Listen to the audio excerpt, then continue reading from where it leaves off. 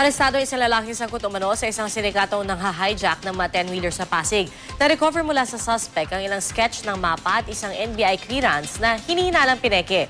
Balita ang hatid ni John Consulta, exclusive.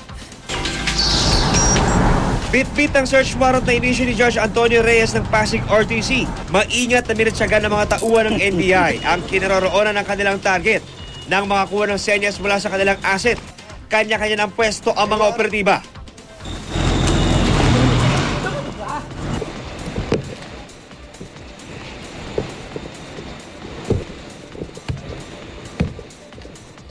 Maya-maya pa ay pinasok na ng mga tauhan ng NBI ang loob ng compound at mabilis na sinunggaban ang suspect bago pa ito makapanlaban o makatakas.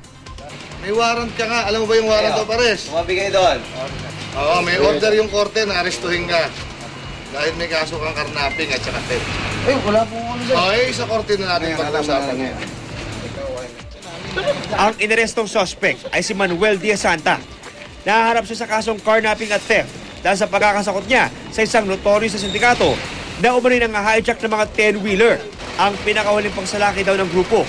Naganap nito lamang Mayo kung saan naglaho parang bula ang isang truck at laman nitong mga dilatang juice na nagkakahalaga ng 4 na milyong piso. Mari namang tinanggi ng suspect ang bintang sa kanya.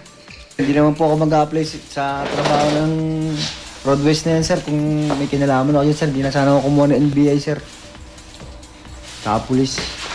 Hiran, sir, kung ano, hindi kaso pinagtataguan na ganyan, sir. Na-recover naman mula sa suspect ang ilang sketch ng mapa, mga contact at isang NBI clearance na pinaniniwala ang pineke.